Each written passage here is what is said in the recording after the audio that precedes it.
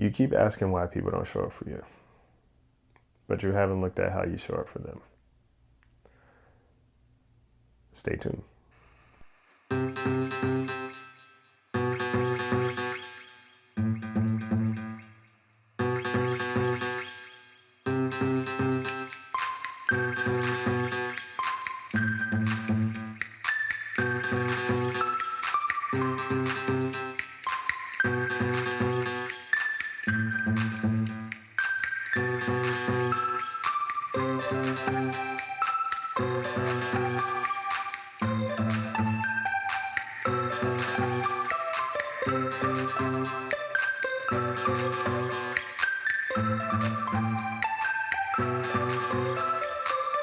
Welcome to the Bird Brain Podcast, where the goal is to rise above it all, stay elevated, create that infinity, and up your you.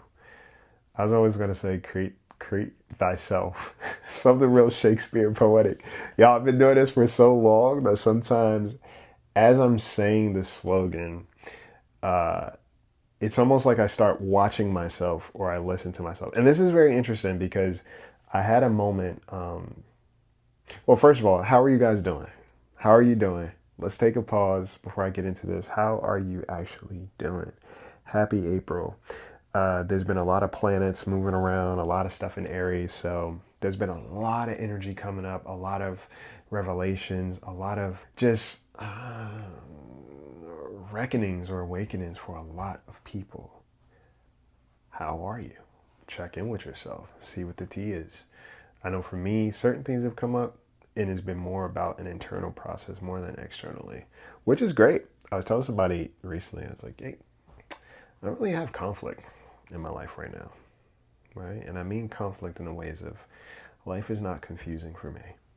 The reason why is because I don't do things that are confusing when it comes to me. I don't have relationships that I'm confused about when it comes to me. And it's a lot easier to navigate when you remove confusion, when you remove clarity. Well, when you incorporate clarity but remove confusion. Don't remove clarity. Never remove clarity, y'all. Never. But yes, how are you? You know, I had a moment over the weekend when I was doing something and I had a revelation where I was like, I'm watching myself. You know, there's a difference between being in something and immersed and just enjoying yourself versus when you start watching yourself, right? It's like the eyes kind of show up. They were talking about metacognition recently. I kept seeing posts about metacognition and the ability to think about your thoughts. And I thought everybody did it because I was like, yeah, of course. You know, you think about your intentions, or you think about how you're thinking in the process and why you're thinking that way and processing it. I was like, yeah, I thought everybody did that. But here we are. People are different. But yeah, I wanted to check in, see how you guys are doing as this month rolls out. Aries season was very quick. It was fiery. It was fiery, but it was beautiful. I think there was a lot to learn from this season, a lot to experience, a lot to devote, a lot to commit to. And I think when I look back at what my intentions were for this month so far, I've been doing that. And I'm grateful. Yeah.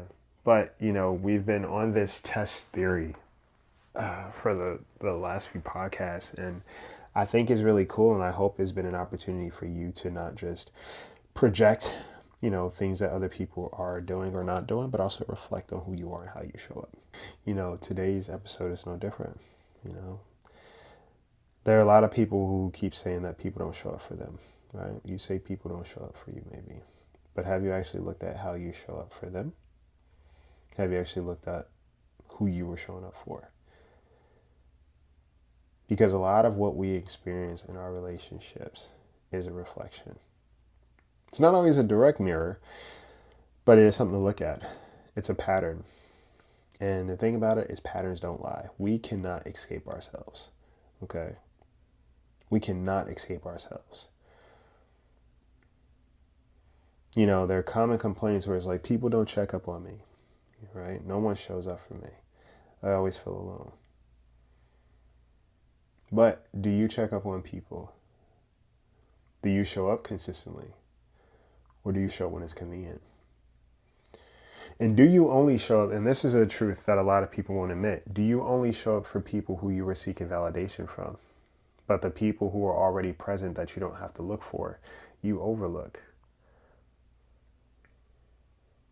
What's the truth behind that? And that's sometimes people won't admit. This is why the grief happens, because somebody's like, well, yeah, I'm just doing all this stuff for this person. It's like, yeah, but who is the person you're doing things for? What are you trying to get from them? Who are they?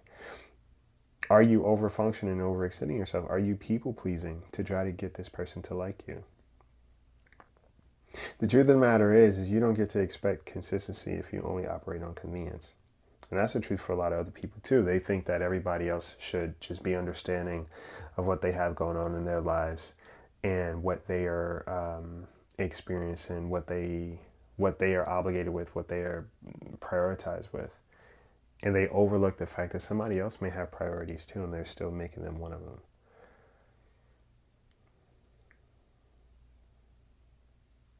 Friendship isn't just vibes. It's not just history. It's not just we've known each other forever. It's intentional effort. It's follow through. It's emotional availability. It's consistency.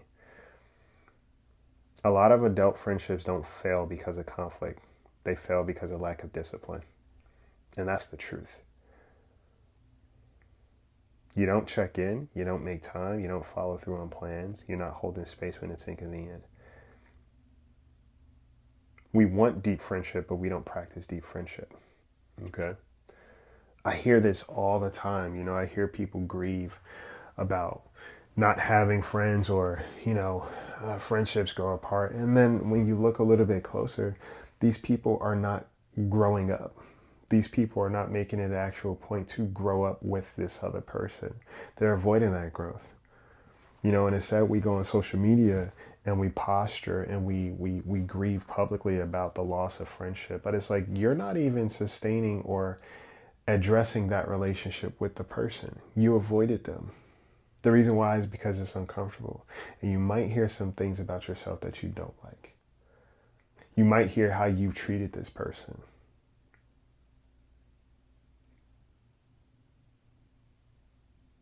If you haven't done this, I want you to give yourself this option. I want you to go seek out one of your friends and ask them, hey, in what ways have I shown up for you? What ways have I not shown up for you that you wish I did? And how can I show up for you better? So what ways have I shown up for you? Which ways have I not shown up for you?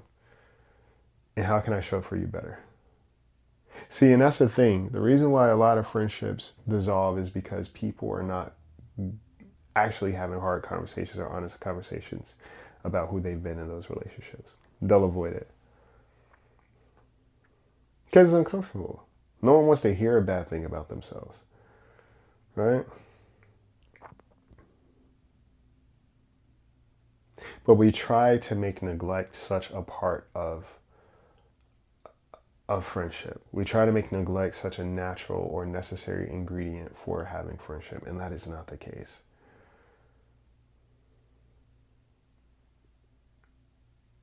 And I say all the time, your friendships, your relationships will always reflect back the level of effort or neglect you put into them. And here's the truth. People take that just for surface, but you got to go a little bit deeper. If you continually subject yourself to a relationship that doesn't show up for you, you will be neglected. You will feel empty. You will be frustrated. That's still a part of it. It's not just about the fact that you are overgiving or willing to keep pouring into people who are obviously not pouring back into you. You're not getting your needs met. No. It's the fact that you continue to show up in a space that is not taking care of you, and you're becoming bitter and resentful that you're being neglected. But you keep showing up, right? Disappointment is invite only after a certain point. Disappointment is invite only after a certain point. So the fact that somebody keeps letting you down, they're not being intentional or thoughtful about you. Yeah, what have they had permission to do? What kind of access do they have?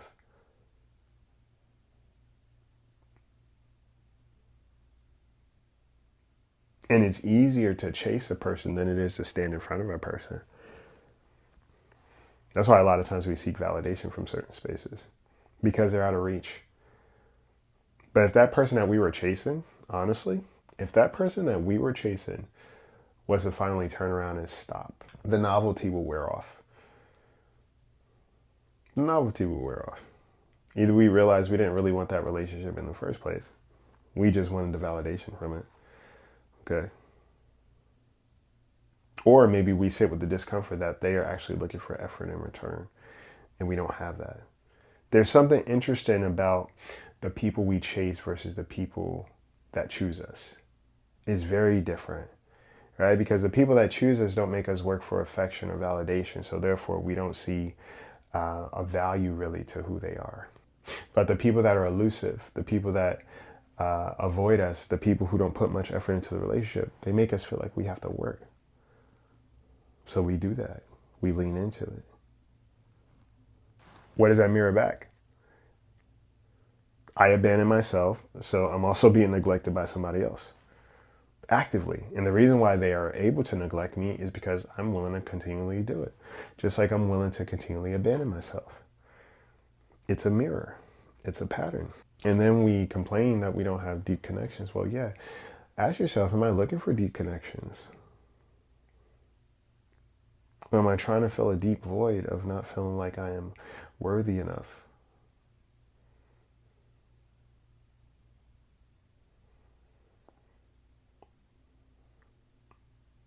Again, a lot of adult friendships don't fail because of conflict. They fail because of lack of discipline. We'll avoid conflict. And then when conflict is brought to us, well, we try to posture like this person has too many expectations of us. Or that they're demanding something. And in actuality, it's like, no. It's a lack of commitment to the relationship that we're not ready for, that we said we wanted, or we say we value. We don't check in, we don't make time because everybody wants to be the most important person in their relationship, so I'm too busy or I'm busier than you. We cancel plans last minute and we gloat about it. We don't hold space when it's actually convenient.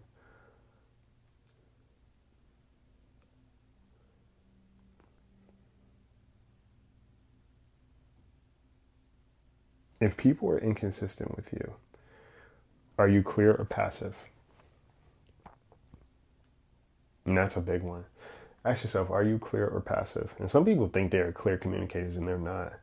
I've sat across people who said, yeah, I'm a really good communicator, etc. And then it's like, listen to them. It's like, that wasn't clear. There's so much you left out. That wasn't clear at all. It was actually more convoluted, and it seemed like you were dancing around the actual thing. Right? And it's not to shame that person, but it is to bring awareness to what they think clarity is. Or you realize how avoidant people actually are. They don't even want to have those deep conversations. Why? Because I fear being rejected or being disliked. But we say we want honest connections. A lot of times we want comfort. Because an honest connection looks like, hey, let me speak honestly about what I desire and how I feel. And if this person walks away, well, that's the most honest version of our relationship. If they lean in, that's potentially honesty. But we'll avoid that. If people don't prioritize you, do you prioritize them? And if you say yes, well, who are the people you are actually prioritizing? And why? And the people who actually value you and show up, be honest, do you prioritize them properly? Because if the answer is yes, then there'll probably be a lot less grief you're experiencing. And sometimes all you need is one solid person.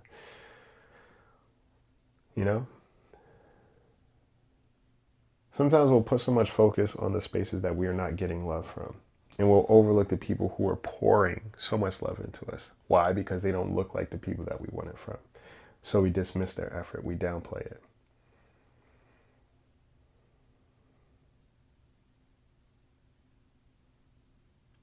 Even vulnerability. Vulnerability is not just about being emotional. It's about saying some truths. Like, hey, I really value this relationship, and sometimes I don't feel valued in it. Or listening to somebody else's vulnerability. Hey, I feel like I don't matter, or I feel like I'm not a priority to you. How do you deal with that? Do you judge? Do you deflect? Do you stay surface level? Okay. When it comes to boundaries, see, a lot of people have used the word boundary to justify manipulation or controlling the dynamic of a friendship, right? You have somebody say, well, yeah, we don't need to talk all the time, but when we link up, it's cool. Or, yeah, I'm not always on my phone. So when should I reach out to you? Or should I only expect you to reach out to me when it's convenient? And then if I go to reach out to you and I don't hear back from you, oh, well, I'm not always on my phone. That's a boundary for me. So how does the relationship exist outside of when it benefits you, right? It's controlling.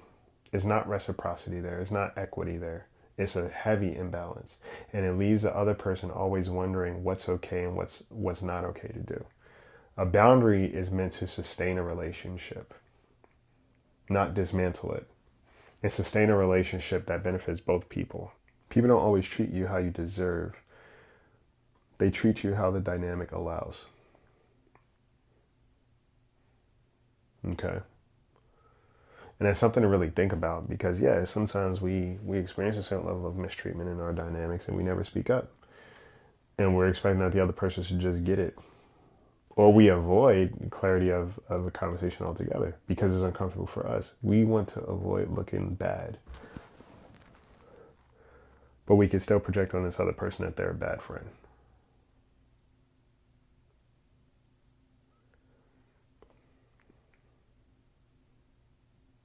Not everything is your fault, but some of it is your responsibility. And that's the truth. Some people are truly inconsistent and they're inconsiderate, and that's them. But you staying, you tolerating, over giving, that's definitely a you thing. There's no good in that. And as much as you think you're trying to be a good person to show, sometimes it's a moral superiority thing too that we have, right? If we stay stuck in relationships where we always have the advantage of being seen as better, it feeds our ego. We never have to do anything. We'll be consistently and perpetually frustrated, but we are willing to stay in that space versus existing in a space where we might be charged with being better, but we'll avoid that. That doesn't work for me, right? You keep calling somebody else's behavior a pattern, but you're also participating in it, which means that it's required of you to show up too. But can we sit with that truth? Can we sit with that discomfort? Right? Relationships truly are mirrors, and it shows also how we treat ourselves, who we are choosing. You don't fix your relationships by finding better people. You fix them by becoming someone who shows up differently. That's the shift, because we can change people in and out constantly. And we do it in life. Like, we have different relationships, we date a lot, whatever. And we are still having the same experience with different people. Why is that? Well, because the actual shift hasn't taken place. We avoided that. It's easier to change people than it is to change ourselves. And when I say change people, I mean literally changing people in and out of our lives, not forcing them to be different. What are you avoiding? And the way you do that is you become more consistent. You communicate clearly. You stop overgiving for validation. You stop tolerating low effort. You become more consistent. And you understand that honesty and harmony are not the same. Sometimes people will avoid honesty to just remain in harmony with certain people. At the end of the day, your relationships are not random. They're very reflective. All of our relationships are. And if you don't like what you're seeing, well, it might be time to stop pointing outward and start looking in the mirror. Like I said, the moment somebody says, well, yeah, this person keeps letting me down, they keep doing this. How are they able to do that? It's because you continue to show up. And that's the truth, right? Disappointment requires your invitation.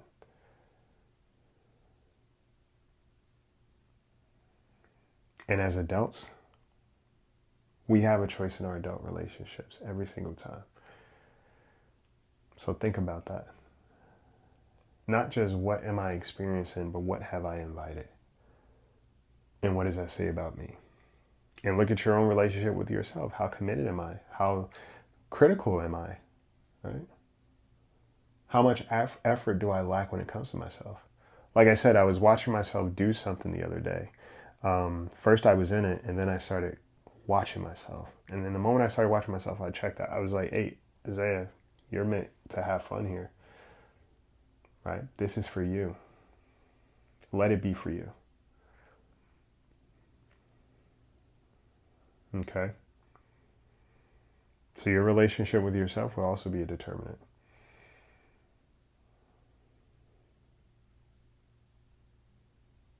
So again, be mindful, because your relationships, even if we're not honest with ourselves, our relationships will be very honest about who we are. So,